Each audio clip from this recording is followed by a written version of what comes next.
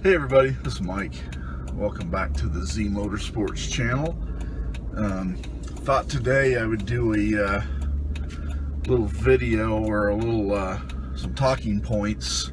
I've wanted to do this. I kind of thought I'd do this when I first did the LS swap, but as time went on, I kind of just forgot about it, to be honest with you. Originally, I thought maybe I'd do like a 15,000 mile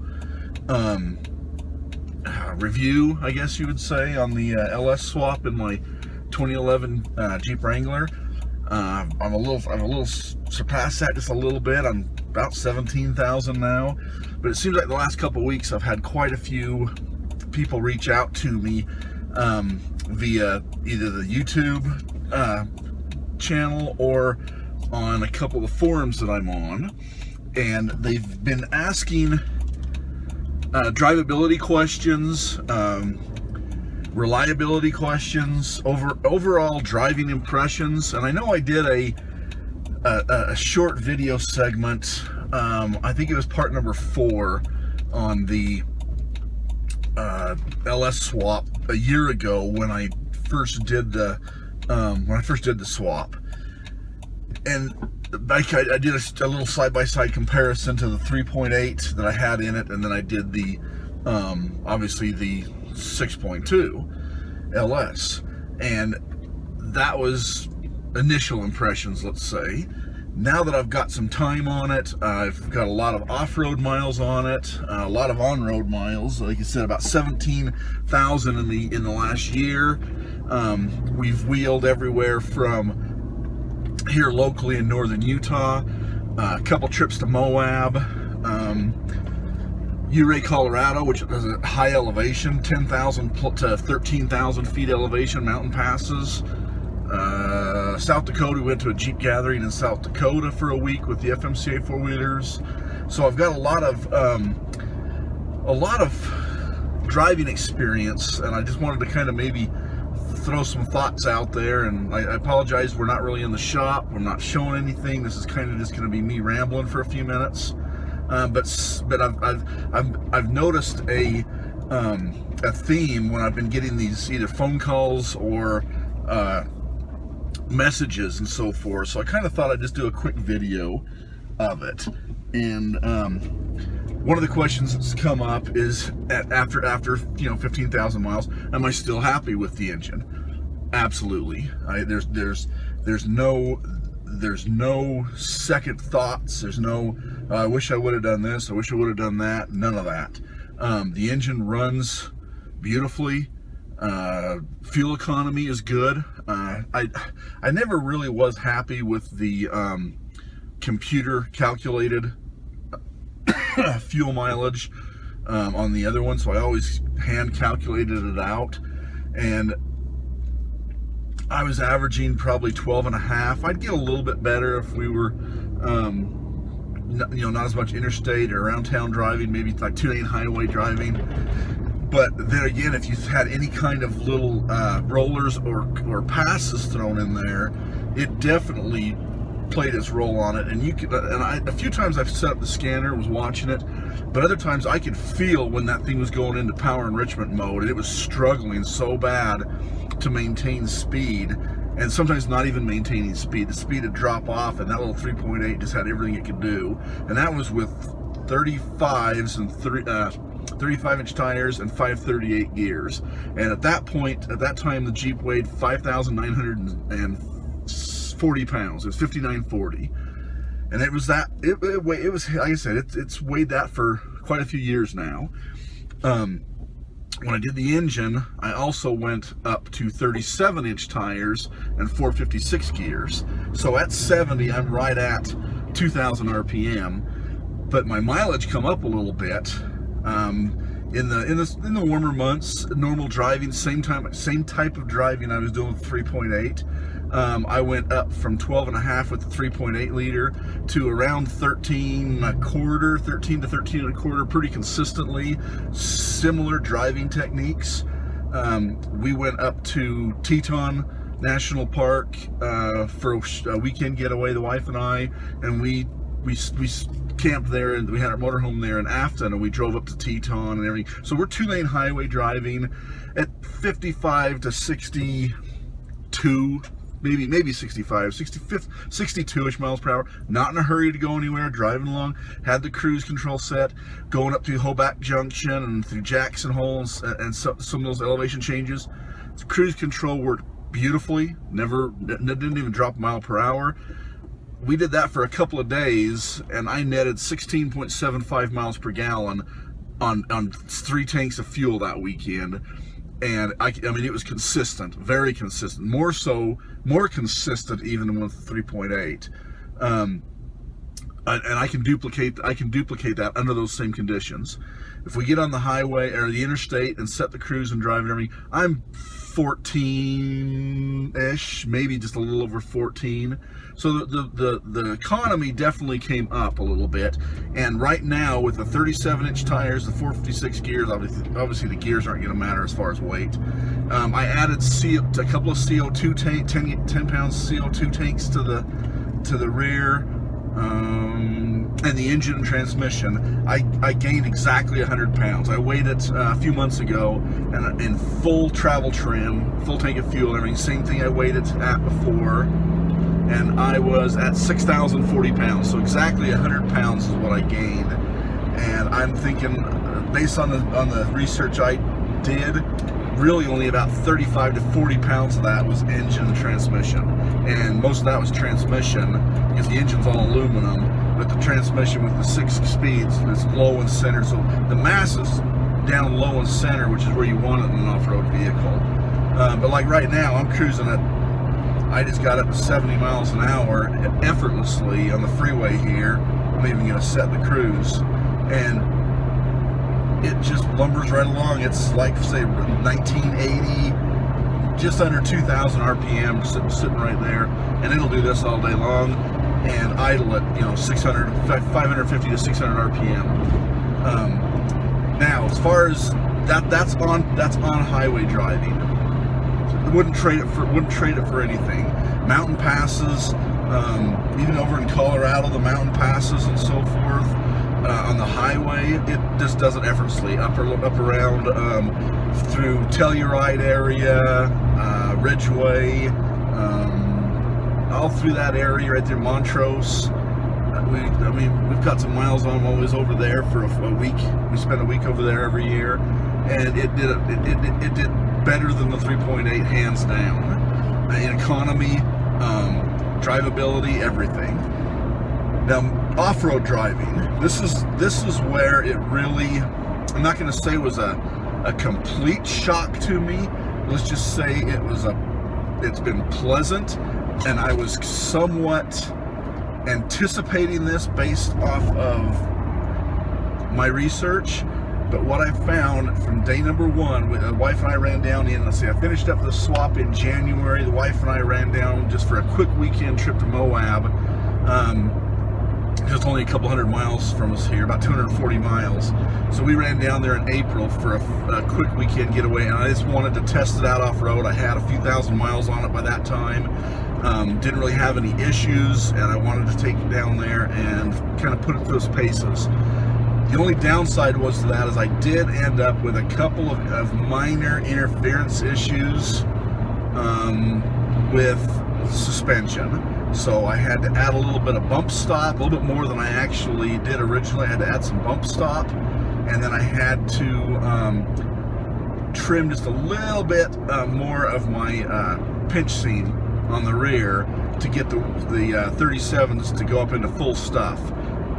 But I've played around with the suspension and everything like this last year, and I've got the suspension dialed in to where I am ecstatic over the way it handles on and off road, flexes out, wheels great. And so the first thing I noticed when we got down to Moab, aired down, and if anybody's been down there, I'm gonna the road we went on was we wanted to do kind of a simple one because it was just the two of the wife and I. We was alone, so I didn't want to do anything too hairy. We decided to go up and run Gemini bridges and maybe play around over down by Bull Canyon. There's a couple obstacles and stuff down in there. I wanted to play with it. But if anybody's familiar with that road going from 191 where you just pull off and air down, where you go from there up to Gemini Bridges and up by Metal Masher. That road of switchbacks is quite steep once you leave the pavement. In the past with my 3.8, and once I aired down, and as soon as we run along that road that parallels 191, as soon as you turn and start going up the switchbacks, up the grade, I had to switch down and I had to pull that transfer case down into 4 low, and mainly just to be able to make that climb without overheating the engine or the transmission, because it really would work at, and even with the 538s and 35-inch tires, I really struggled climbing that grade in 2-wheel drive, so it was just easier on everything to pull it down into 4 low. When we got over there in April, I thought, I'm just going to try this. I'll keep an eye on my temperatures. I'm just going to try this and see what it does in 2 high. And we cruised up that road, and it's not, there's a few exposed rocks and a few little things you got to climb over. For the most part, it's a pretty decent road. Anybody who's been over there knows that you see people up there with their F-150s and you know, their bicycles and everything strapped to the back so they can get up there and unload their bicycles and bike that area. So it's nothing technical. It's just a steep little grade, a steep little climb. This thing did it in 2-wheel drive. And my engine temperatures would get up to around 208, 210. The Camaro SS fan would come on at, it's a pulse width modulated fan, but it would come on at very low percentage duty cycle, like 15 to 18%, and it would pull it right down to about 203, 201, somewhere through there, and then it would just sit there and fluctuate through that. Transmission temperature never got above about 155, 160 in that range, and I went up that grade like nothing in 2-wheel drive. Got up to the top. We dropped down into Bull Canyon, and unfortunately that's where when I started flexing out a little bit, and that's where I kind of revealed my couple of minor interference issues. But I still wanted to get down in there and see what the limitations were on driving it in 2-wheel drive versus 4 low. So there was a couple obstacles. I put it down into 4 low, it eased over them, and then I was able to go right back into 2 high, and through the washes, through the main road, dirt roads, everything I did, all that in 2-wheel drive, never even needed 4 low. We did a couple other local trips, and then the next major outing for us was August. We went over and did our annual Ouray, Colorado trip, Ouray, Silverton area, and that area over there, another wonderful experience. And most of the roads was in 2-wheel drive. Now, when you start going up the passes, like you start talking Corkscrew Gulch, California Gulch, Imogene Pass, Ophir Pass, those are steep grades, and they're that shale rock along the sides. So a lot of those, I was putting them in 4 low, basically for a little bit of added traction, and then just, like I said, not to really overwork anything. And it was hot. It was August, so it was warm. It was in the 80s, high 80s over there. I don't know that it really got much into the 90s. This was a nice year over that area. We've seen it a few times up in the mid-90s, but usually it's in the 80s range over there in August. And this last year, 2019, was really no exception. It was what I would call average over there. We did see a lot more snow avalanche damage from the previous year's snowfall, but as far as the drivability of this thing, I mean, engine temperatures, I mean, I was pushing it on a few of those passes. I was pushing it a little bit, and the warmest the engine got was around 226, I think it was 224, 226, and my duty cycle on my fan was still only like 30%, which really was not bad. 220, mid 220s is not really that hot, and it was maintaining that. The thing I liked about it too was there was a couple of Jeeps that we ended up bumping into on a few times the week we were there, and those Pentastar fans, boy, those things when they ramp up, they sound like you could hear them I could hear them behind me over my engine and drivetrain, no problem. You could hear them coming up behind you, those Pentastar fans. But transmission temperature never got above about 180. 180 was about the warmest it got.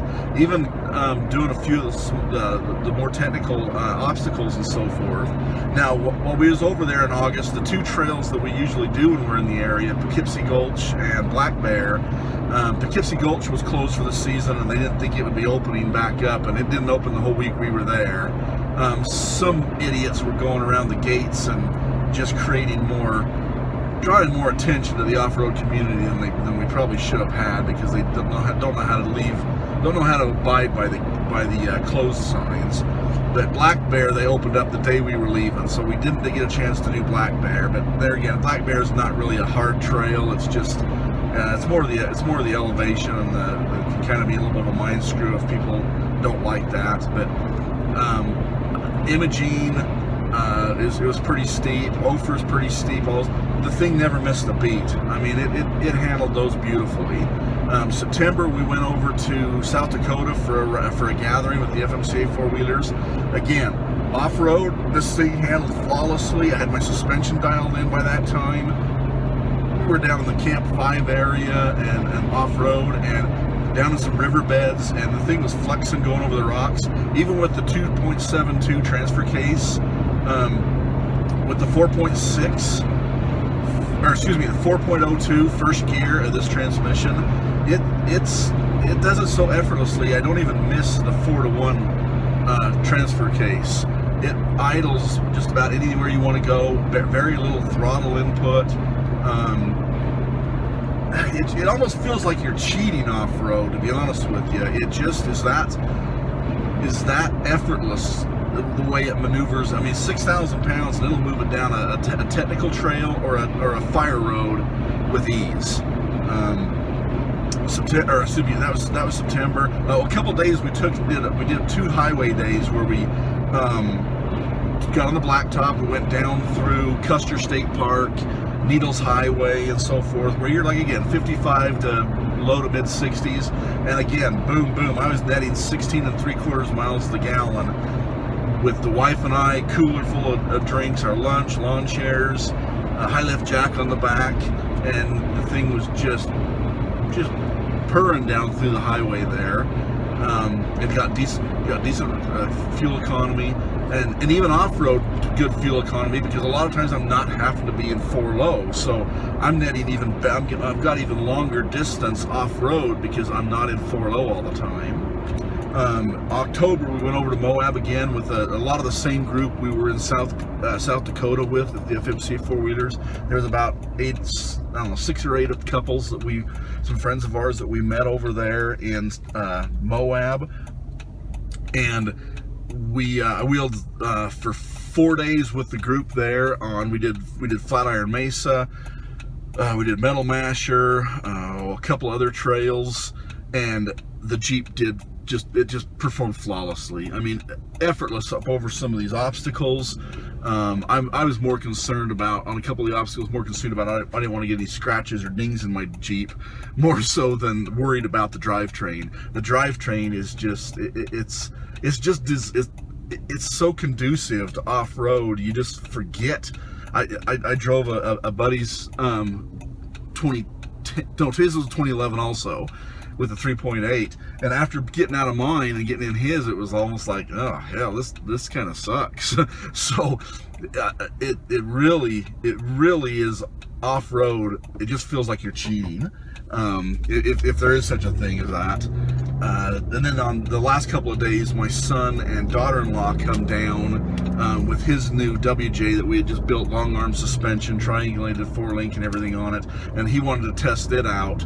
So he come down and we run a few fairly easy trails, just so that he could get some time with his off-road with the new suspension setup. And again, I don't think I put it, those couple of days we wheeled them, I don't know that I even put it in 4 low. We was doing trails out by over by Debinky Well Road, over by Tombstone, our monument, a few of those areas over there, by Bartlett Wash, Debinky Well Road, Bartlett Wash, Secret Spire, Dellenbaugh Tunnel, a couple of those out there over by kind of towards Canyonlands. But the roads were pretty decent, a little rutted in a few spots here and there. The one day it was getting a little bit late, and we were heading back to camp. I think it was the last day we was there. It was getting a little bit late, and because we just kept driving and got down in there and enjoyed a nice lunch. And coming back, we pushed it a little bit, and again, I was aired down to smooth things out. But on the dirt roads, we were cooking along at anywhere from 40 to 65 miles an hour on that dirt road. And this thing just soaked up the bumps. The power, had all the power I needed. The transmission is just, I mean, it was just like floating coming through there. And my wife got tired. I had permagrin the whole time we were down there, and I told her, I feel like I'm just giddy every time I get in and fire the thing up and be able to drive it off road. Because again, it's just, the engine's great. The engine performs wonderfully. It's got all the power I need and then some. Even in the Colorado, you know, I mean, high elevation, generally you lose about 3% per 1,000 feet of elevation. So at 10 to 13,000 feet, you're down from 4 1/4 horse to maybe 300 or just a little over 300 horsepower, and it still was just, you know, rock solid and performed flawlessly. But then again, you know, you take the 3.8 that has 202 horsepower and you drop it 30%, you're down to, you know, what, 135, 140 horsepower. And so here at over 300, you're more than double the power. And I don't have anything, you know, this is not a really, it's not supercharged or anything. It's just the variable valve timing, 6.2 liter, and I mean, the thing just performs flawlessly. So, but I think the kind of the hidden hero of the whole thing is the 6L80 transmission. That 4.02 first gear and that 0.667 overdrive really lend well to a heavy vehicle with moderate gearing. I mean, I'm at 456 gears now, so whether I'm flat towing this behind my motorhome or I'm driving down the interstate, the axles, the drives, they're just not turning nearly as fast as they were with the 538s. And so in all honesty, there's actually less wear and tear on it now. People are saying, well, God, aren't you nervous to flat tow that with 37s with that V8? It doesn't care what engine's in there when you're flat towing it. You put the transfer case in neutral, hook it up to the motorhome. The motorhome barely even notices it's back there, and it's just lumbering along and towing this thing. I towed it for almost, I had 92,000 miles on it with a 3.8 liter, and probably 35,000 miles of that was being flat towed.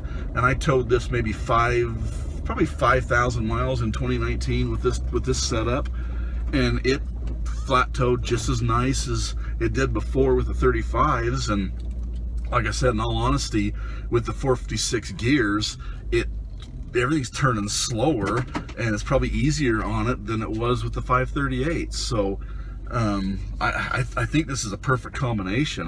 I see myself with this Jeep I'm going to keep it running good and looking good as long as I own it, and I'm hoping, you know, 15 years down the road, I'm still driving, enjoying this Jeep off-road and on-road, and enjoying the hell out of it, both behind the motorhome or daily driving, whatever. That's my intentions, is just to keep the thing running and looking pristine and enjoying the heck out of it, because this combination in a 6,000 pound vehicle just seems to be the perfect match. I know the LTs are the big thing now with the direct injection and the 8L90. I'm not saying that's a bad combination. It's just in my head, I don't necessarily know that it's been rationalized quite as well as the LS has been, due to the fact that it just hasn't been out and as many miles on it. The other thing is you've got a few more components. You've got direct injection. You've got, you know, different style of hydraulic pump. You got a vane type pump on that. Not saying one's better or worse than the other. It's just I don't feel like it's been rationalized as much, and I wanted something.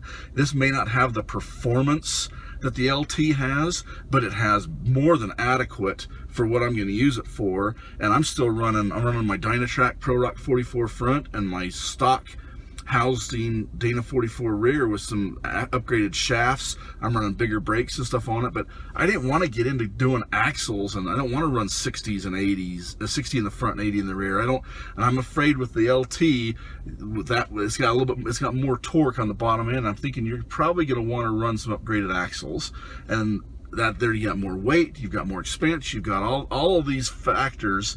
And this thing right now, the way it sits, is to look at it, you'd think it's like every other 4-door on 37. It's no big deal. But the way it drives, the way it handles, the way it performs, it's just so, it's far superior than what it was when it rolled off the assembly line. And even with my first build with just putting it up on 35s and, you know, 4 inches of lift. So basically, recap, if you're looking at getting a little more performance, putting the fun factor, the drivability back into your JK, I would highly recommend looking at the LS. If you want the latest in technology, the continuously variable valve timing, the 8-speed or even the new 10-speed GM transmissions, then the LT might be something you want to look at. For me personally, that's a little more expense and a little more technology than I was willing to go with. I wanted something that was a little more rationalized over the years. The LS is just it has a proven track record. And I'm not saying the LT doesn't, it's just the LT hasn't been out as long, and it's not as rationalized, I guess I should say. So again, if this is something you're interested in, I highly recommend it. Would I do this again? I had people ask me, would you go through all that hassle doing it? Absolutely. I'd do it again in a heartbeat. By the time I wouldn't even look at power adders. There's just too many quirkiness or quirky things with some of those power adders out there. And I've built enough supercharged engines, turbocharged engines, high compression engines, race engines when we was drag racing. I've done enough of that, and there's always a compromise on the street. And when you're in a system that's, you know, basically the 3.6 or the 3.8 were designed as a 1-bar operating system, you know, one barometric pressure. They're not designed for boost. You start throwing boost at it, and there's quirks about them. There's things that are not designed to be that way. With a race car or a street strip car or whatever, you know, you always know that there's going to be those compromises there. But in a daily driver Jeep, weekend wheeler, you really don't want any compromises. So I would forego any of the power adders, and I would go right to the displacement. One and done. Enjoy it. There's kits out there available, some pretty nice kits now that are out there available, or you can source your own parts and try to save yourself some money. Or if you've got the funds, there's, you know, Robbie over at Motec, or there's a couple of these other companies out there now that'll do it turnkey, and you drop a Jeep off and they'll call you in a month or so and you come pick it up. If that's an option for you, good for you, and go for it. But I don't think you'll just be disappointed. So anyway, I guess I've rambled long enough. I appreciate you watching, and stay tuned for more videos, and hopefully you get some off-road videos in here pretty quick this year. So again, thanks for watching.